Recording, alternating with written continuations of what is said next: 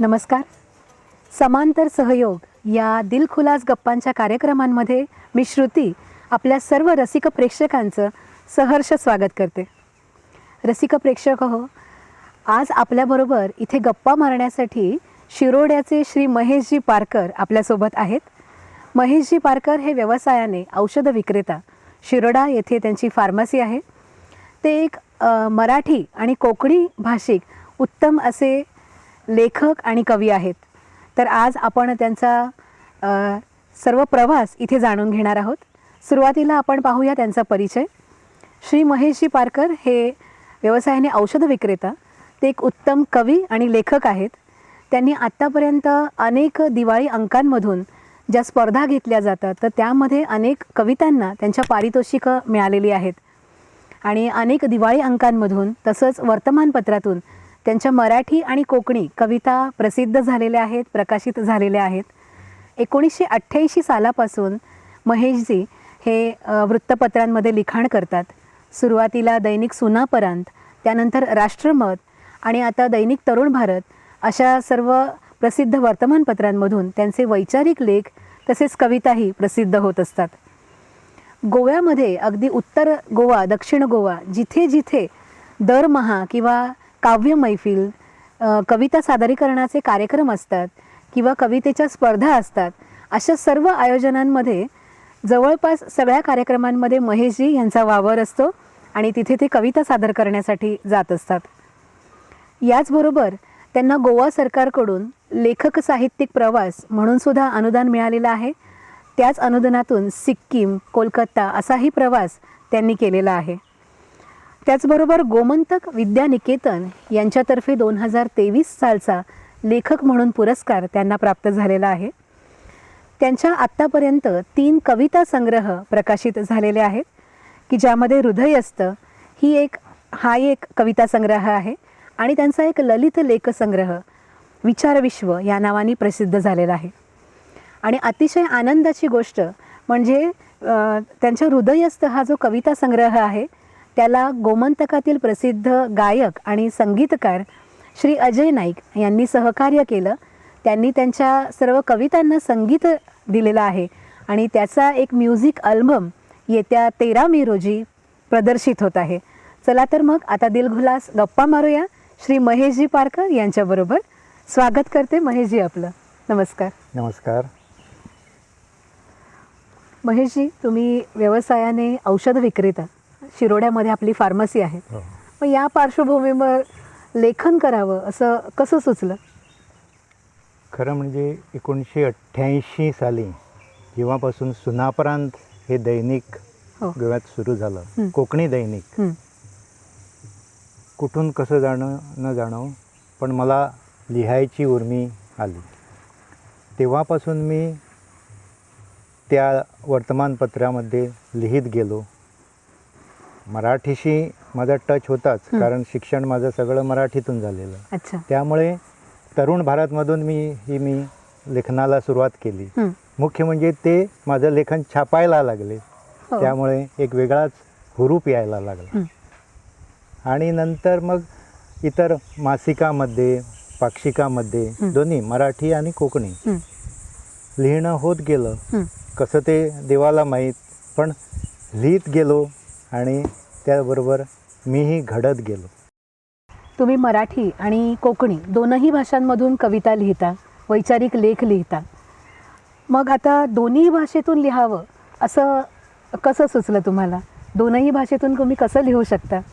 कवितेतूनच माझी सुरुवात झाली.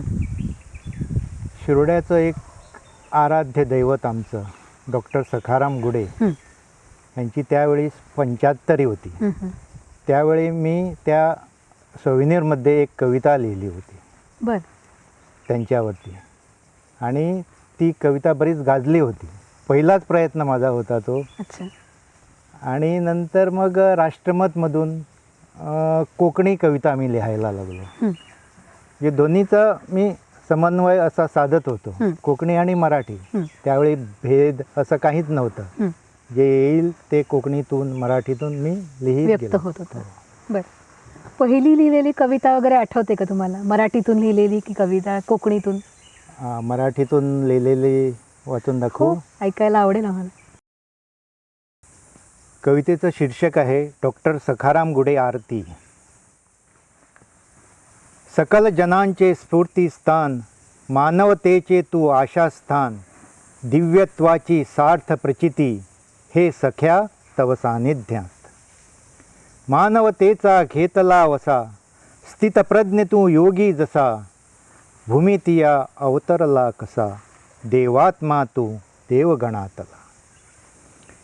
तव स्पर्शाची किमया होता, यमपाशातून निश्चित सुटका, मंत्राधिष्ठित तव तीर्थप्राशिता, मरणासन्नही होई जेता.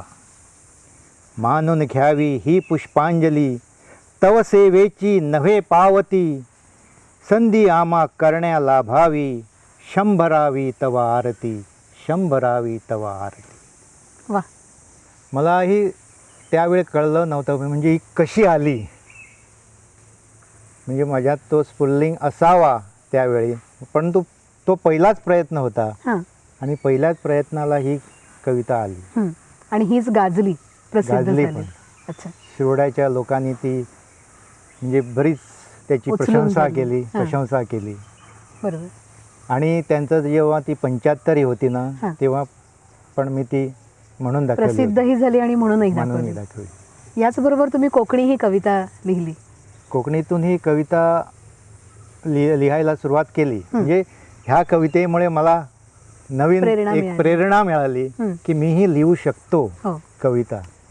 त्यातूनच मग ही राष्ट्रमतसाठी मी लिहिलेली ही एक म्हणजे कोकणी 1992 साली ही कविता मी लिहिली होती. हं. ती आपल्या पुढे मी पेश करतो. हं. एक चित्र हे शीर्षक आहे कवितेचं. हं. कोकणी कविता. एक चित्र. माझ्या घराच्या जन्यालाचे फासकेत मळबा फोलीर माडाचे चित्र पिताल्ला. पावसात भिजता शियांत वातेता, गीम पावस वर्सभर हांव तें तेळटां. निळे फाटभुयेर वाऱ्यान चित्र धोलता, दनपरां हळडुव्या रखरखांत हुलपता. सांजवेळा काळखाचें भिरें चित्र माडाचें पुसून उडयता, पुसून उडयता. वा. आणि दोन्ही भाषेतून उत्तम रीतीने तुम्ही लिहू शकलात. पण मला प्रश्न पडतो की अनेक जण आहेत लिहिणारे, पण मराठी आणि कोकणी दोन्हीही भाषेतून इतकं अगदी स्फूर्तपणे कसं काय लिहू शकता तुम्ही? माझं शिक्षण तसं कोकणीत कधीच झालं नाही. फक्त वाचन होत होतं, तेही राष्ट्रमत आणि गोव्यातील कोकणी लेखकांची पुस्तकांचं. पण मराठी वाचन माझं अफाट झालं होतं. कारण मराठीचा टच होता मला SSC पर्यंत. मराठीचा टच असल्यामुळे मी कादंबऱ्या, कविता संग्रह वाचत होतो. मी का वाचत होतो हे मलाच माहीत नव्हतं. कारण विशेष आवडीनं असं मी वाचत नव्हतो, पण वाचन होत होतं. मुख्य म्हणजे त्यावेळी मोबाईल वगैरे काही नव्हते, त्यामुळे साहजिक अल्प माध्यमं होती, अल्प माध्यमं होती आणि पुस्तकं हेच म्हणजे करमणुकीचं म्हणा एक साधन होतं. बरोबर, वेळ घालवण्याचं साधन होतं. आणि मी एक त्यावेळी क्रिकेटपटूसुद्धा होतो. अच्छा. स्कूल कॉलेज लेवलला मी कर्णधारसुद्धा होतो. कॉलेज लेवलला चौगले कॉलेजच्या प्रतिनिधित्व केलेलं आहे. प्रतिनिधित्व केलेलं. आणि मला नाटकात भूमिका करायची आवड आहे. मी एकदा संभाजीचा रोल केला होता. बर. तो पण बराच गाजला होता. आणि नंतर मग सार्वजनिक गणेशोत्सव असतो ना, तिथं छोट्या छोट्या नाटिका लिहून आम्ही त्या पेश करायचो. लोकांचाही रिस्पॉन्स बरा मिळायचा त्या नाट्याला, नाटिकांना. मी मराठी तसंच हिंदीमध्ये गाणी गाऊ शकतो. आणि त्यावेळी मला ती जाणीव नव्हती, पण हल्ली हल्ली माझी रेकॉर्डिंग झाली. आणि इवन जे सिंग दिल से त्या त्यांच्या चॅनलवर मी गायलेलं माझी आहे. रेकॉर्डिंग झालं. अच्छा. म्हापशाला जाऊन मी रेकॉर्डिंग केलं. म्हणजे काही गोष्टींचा आत्मविश्वास त्यावेळी येत नसतो. बरोबर. हळूहळू हळूहळू तो वाढत येतो, गेला. वाढतो. आणि त्याशिवाय मी विनोदी लेखनाकडे वळलो. मला विनोद आवडतात, विनोदी लेखन शैली. आवडतं. विशेषतः पु ल देशपांडे सारख्या लेखकांचं मी आवर्जून ते वाचतो पुस्तकं. आणि विनोदामुळे काय घडतं की एक स्वतःची वाढ तर होतेच, शिवाय लोकांना एक विरंगुळा मिळतो. ह्या विनोदाच्या आवडीमुळं एक मी आणि लोकांच्या संपर्कात येऊन माझं एक आता विनोदाचं एक पुस्तक येत आहे. प्रकाशन होणार आहे. विनोदाचे साईड इफेक्ट्स बरं. हे पुस्तक मी लिहिलेलं आहे. अच्छा. मुख्य म्हणजे त्यातील सगळे पात्र ही जे लोक फार्मसीत येतात बरोबर त्यांच्यावर आधारित आहे. आणि अच्छा. त्याला मी माझ्या विनोदाची जोड देऊन वा. लेख एकत्र केले आहेत. पुस्तकाचं शीर्षकच इतकं छान आहे. हो. नक्कीच चांगलं असणार. 40 लेख तयार झाले. बर. आता ते पुढे प्रकाशनाला मी देणार आहे. आणखी एक गोष्ट म्हणजे जी आता स्टँडअप कॉमेडीचा जो जमाना आहे त्यात सुद्धा मी असे हे विनोद सांगण्याचे मी 4-5 मी प्रयोग केले आहेत. अरे वा, छान. त्यामुळे मला एक ती म्हणजे उत्स्फूर्तता म्हणजे कॉन्फिडन्स येत गेला. बघूया पुढं काय होतं ते. बरोबर. खूप छान प्रवास चालू आहे खरं तर तुमचा. आणि याच्यातलीच तुमच्या आता मराठीची काही तुमच्या गीतांचं म्हणजे कवितांचं पुस्तक, कविता संग्रह प्रकाशित झाला. मग मराठीमध्येही तुमचे पुस्तकं प्रकाशित झालेली आहे. तर यासाठी तुम्हाला कोकणी अकादमी तसंच गोवा मराठी अकादमी यांचंही सहकार्य लाभलं. आपल्या प्रेक्षकांसाठीही किंवा लिहिणाऱ्या अनेक लेखकांसाठीही हा एक प्रश्न महत्त्वाचा म्हणजे कोकणी अकादमी आणि गोवा मराठी अकादमी लेखन कार्यासाठी लेखकांना किंवा नवलेखकांना सहाय्य करत असते. मग या दोन्ही अकादमीच्या कार्यांविषयी किंवा लेखकांना आर्थिक सहाय्य करण्याविषयी थोडी आम्हाला माहिती द्या तुम्ही. 1992 साली माझ्या लहारा आणि उमाळे या कविता संग्रहाला कोकणी अकादमीचं अनुदान मिळालं. विशेष म्हणजे त्या कविता संग्रहाला कविवर्य मनोहरराय सरदेसाई यांनी प्रस्तावना लिहिली होती. आणि त्यावेळी उदय भेमरे हे कोकणी अकादमीचे अध्यक्ष होते. त्या पुस्तकाचा सोहळा आम्ही एवढा जबरदस्त केला की ते सुद्धा सगळे प्रभावित झाले. म्हणजे सकाळी तो सगळा भाषणांचा प्रकाशनाचा कार्यक्रम, नंतर आम्ही शिरोड्याचे जे कलाकार होते त्याने आपले नाट्य रूपांतर नाटिका वगैरे ते सगळं सादरीकरण करून सगळा दिवसभर गाजवून सोडला. अच्छा. आणि नंतर अनेक 4-5 कोकणी पुस्तकं माझी आली. आता तुम्ही उल्लेख केला मराठी अकादमीचा. मराठी अकादमीच्या वतीने माझ्या 4 पुस्तकांना अनुदान मिळालं. अच्छा. त्यातील अवकाश काव्यसंग्रह ज्याला नाशिकच्या कुसुमाग्रज प्रतिष्ठानचा 2012 साली पुरस्कार मिळाला. बापरे. आम्ही मुद्दाम नाशिकला जाऊन तो पुरस्कार घेतला होता. वा. आणि मग माझं मन एकदम अभंग लिहिण्याकडे वळलं. मराठी कोकणी जास्त करून कोकणी अभंगाकडे माझा ओढा राहील. त्या 2 स्पर्धांमध्ये मी अभंग लिहून पहिलं बक्षीस मिळवलं. अरे वा. कोकणी गीत लेखन हे जागोर ह्या काणकोणच्या संस्थेने त्याला पहिलं बक्षीस दिलं. अच्छा. म्हणजे त्यामुळे मला जाणीव झाली की मी काहीतरी गीत लेखन करू शकतो. आणि ह्यामुळे आणि अभंग सरगम भक्ती सरगम ह्या नावाचं पुस्तक मी लिहिलं अभंगाचं कोकणीतून. त्याचीच मग सीडी निघाली. बरोबर. आणि त्या सीडीमुळे आणि माझ्या इतर आध्यात्मिक कार्यामुळे मला काणकोणच्या संस्थेनेच दिलेला अच्छा.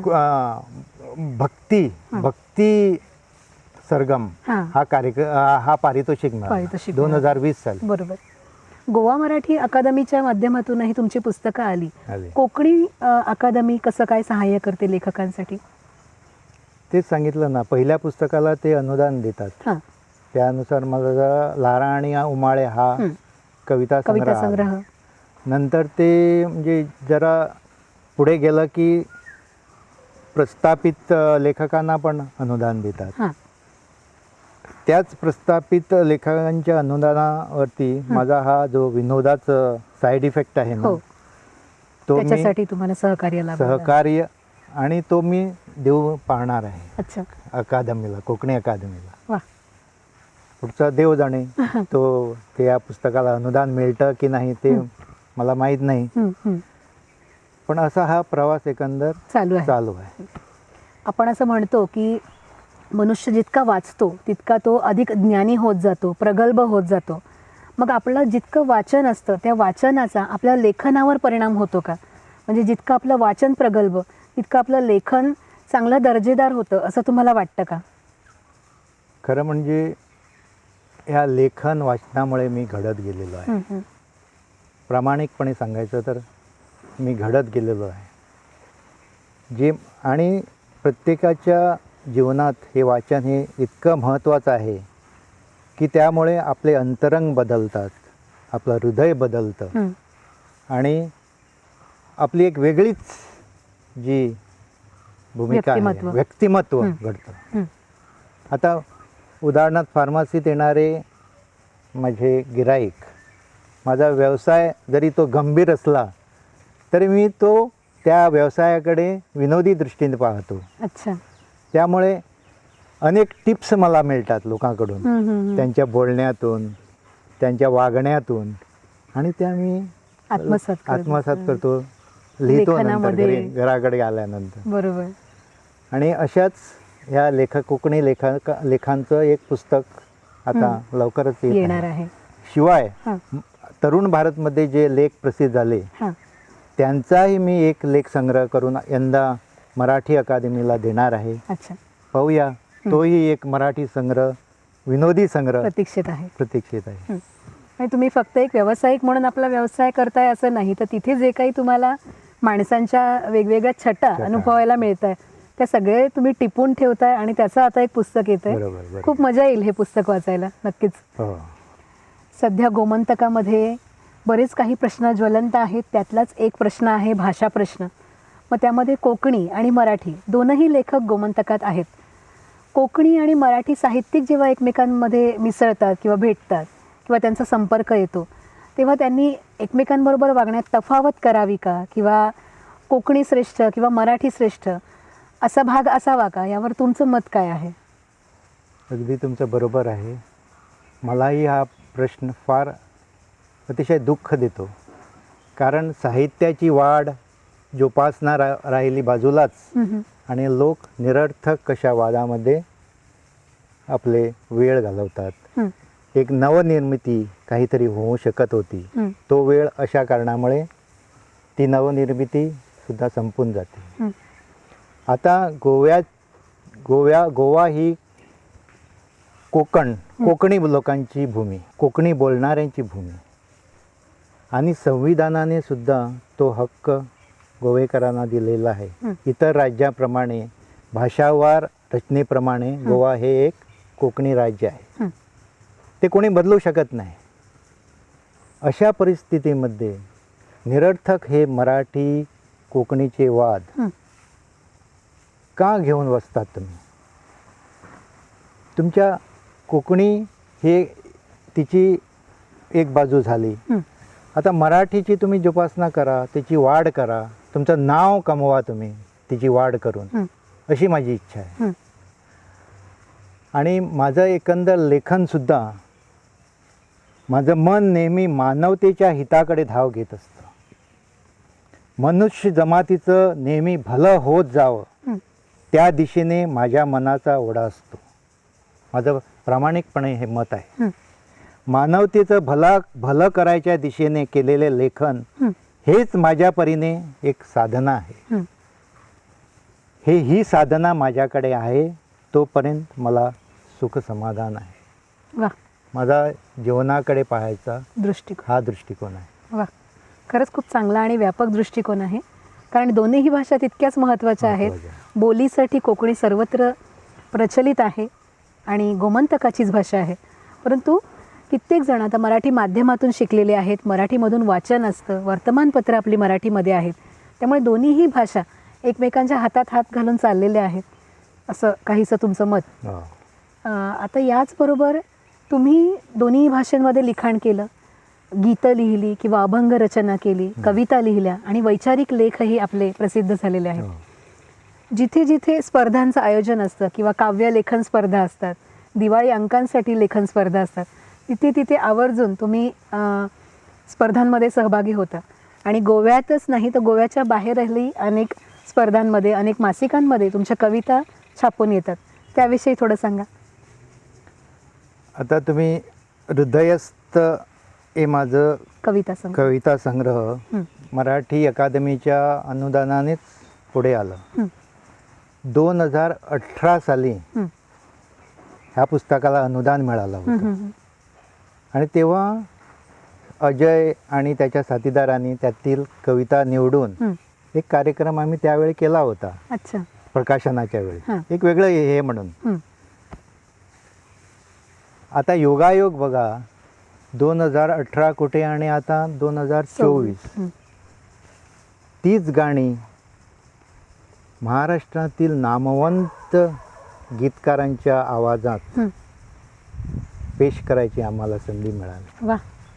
मुख्य म्हणजे हा वाटा श्री अजय नाईकने उचलला. आता मी एक लहानसा कवी, अजय नाईक तसं पाहता फार मोठ्या स्थानावर पोचलेला आहे. त्यांनी त्या सगळ्या कविता घेतल्या आणि त्यांचं ह्या सर्कलबरोबर फार मोठं म्हणजे कनेक्शन आहे. उदाहरणार्थ सुरेश वाडकर, वैशाली सामंत, ऋषिकेश रानडे, स्वप्नील बांदोडकर, अमेय दाते, जान्हवी अरोरा. अच्छा. ह्या सर्वांनी ही 6 गाणी गायली आहेत. बर. मी आणि अजय त्या रेकॉर्डिंगला गेलो होतो मुंबईला. अच्छा. आजीवसंत स्टुडिओ हा पंडित सुरेश वडकरांचा स्टुडिओ आहे, मालकीचा. 2 दिवस आम्ही तिथं होतो. म्हणजे हे मोठमोठे गायक अजूनही किती मेहनत घेतात हे आम्हाला प्रत्यक्ष बघायला मिळालं.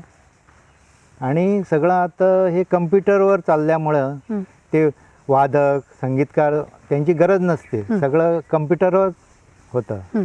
तरी पण त्यांची ती मेहनत, परफेक्शनकडे त्यांची जी वाटचाल असते ती महत्त्वाची आहे. त्यातून काहीतरी शिकावं निश्चितच.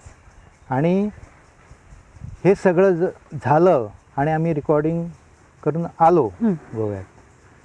एक अपूर्व असं समाधान मिळालं, कारण ह्यामागे आम्हालाही कुठल्या तरी गोव्याच्या देवदेवतांचे आशीर्वाद निश्चित मिळाले असणे. निश्चितच. कारण एवढा मोठा प्रकल्प असा म्हणजे मोठमोठ्या गायकांच्या तोंडून ती खरंच माझ्यासारख्या छोट्या कवीच्या कविता त्या गाण्याच्या रूपात येऊन त्यांनी गाऊन दाखवणं हे आपलं अहोभाग्य आहे. आणि तो 13 मे रोजी माझ्या वाढदिवसाच्या दिनी त्याचं अनावरण होणार आहे अल्बमचं. छानच. प्रकाशन. बर. इतक्या नामवंत गायकांनी महेशजी यांच्या कवितांचं गायन करणं आणि त्याचं एक अल्बम प्रसिद्ध होणं हे उभ्या गोमंतकासाठीच अतिशय अभिमानाची अशी गोष्ट. त्यासाठी खरं तर तुमचं मनापासून अभिनंदन. आणि 13 मे रोजी राजीव कला मंदिर फोंडा इथे हा कार्यक्रम आयोजित केलेला आहे, त्याचं प्रकाशन होईल. अनेक गोमंतकामध्ये अनेक काव्य गायनाचे किंवा काव्य मैफिलीचे कार्यक्रम होत असतात आणि ठिकठिकाणी काव्य सादरीकरणासाठीही आयोजन केलेली असतात, साहित्य संमेलनं असतात. तर उत्तर गोवा, दक्षिण गोवा सगळीकडेच महेशजी यांचा वावर असतो. काणकोणपासून पेडण्यापर्यंत, फोंड्यापासून पणजीपर्यंत अनेक ठिकाणी आपण कवितांचं सादरीकरण केलेलं आहे. त्याही विषयी थोडं सांगा. माझी नेहमीच भूमिका अशी आहे की साहित्याची वाढ व्हावी, कुठल्याही भाषेत असू द्या, कोकणीत असू द्या, मराठीत असू द्या. साहित्याची वाढ झाल्यामुळे काय होतं, त्या ते लिहिणाऱ्याची तर वाढ होतेच, त्याला नाव कमावायची संधी मिळते. त्याचबरोबर जो भोवतालचा समाज आहे ना, त्याची पण एक दृष्टीने वाढ होत असते. ती कशी वाढ होते हे त्यांनाच माहीत. पण आपलाच एक माणूस एवढा पुढे जात आहे, ते अनुकरण करायला त्यांची मुलं, साहजिक त्यांचं अनुकरणही होतं, ते पण लिहायला मग पुढे सरसावतात. आता ते कविता असो किंवा छोट्या छोट्या कहाण्या असो, ते अनुकरण महत्त्वाचं. मी ही काहीतरी करू शकतो, ही जी भावना आहे ना, ती फार मोठी असते. आणि ही भावनाच अशी आहे की जो समाज नको त्या ठिकाणी, नको त्या दिशेने चालला आहे, त्यावर कुठंतरी एक बंधन येतं. आपण ही काहीतरी करू शकतो. आणि माझं एक नेमकं हे आहे की जगणे हा एक माणसाचा प्रयोग असतो. सगळं आपलं जीवन जगणं अशी माझी धारणा आहे. ह्या प्रयोगात आपण सफल झालं पाहिजे, हीच माझी दृष्टी आहे. तुमचे 3 कविता संग्रह प्रकाशित झालेले आहेत, ललित लेख संग्रह प्रकाशित झालेला आहे. आत्ताच तुम्ही सांगितलं की विनोदी ललित लेखनावरही आता तुमचं एक भावी पुस्तक येत आहे. या सगळ्या साहित्य प्रवासासाठी आमच्या खूप खूप शुभेच्छा तुम्हाला. आणि याही पुढे असंच तुमचं लेखन कार्य हे चालू राहू देत. भावी आयुष्यामध्ये किंवा आगामी काही तुमचे प्रोजेक्ट्स आहेत का, किंवा आणखी काय तुमचे आता उपक्रम चालू आहेत? हो हो, आता तो विनोदी साहित्याचं एक हे झालं, विनोदाचे साईड इफेक्ट्स. दुसरं आहे, मला एक फार इच्छा आहे की मी एक नाटक लिहावं. अच्छा. 5-6 नाटिका मी लिहिल्या आहेत, अप्रसिद्ध, त्या प्रसिद्ध कधीच केल्या नाहीत. पुढे मागे एखादी कादंबरी लिहायचा माझा मानस आहे. ह्या 2 क्षेत्रात मी अजूनपर्यंत गेलेलो नाही. बघूया परमेश्वर काय घडून आणतो. बरोबर. आजपर्यंत एवढा प्रवास माझा असा साहित्याच्या दृष्टीने त्याने पुढे नेला आहे. पुढेही असं जर मला भाग्य मिळालं तो ह्या माझ्या मनोकामना पुऱ्या करेल आणि त्याने पुऱ्या कराव्यात, हीच माझी इच्छा आहे. खरंच आहे.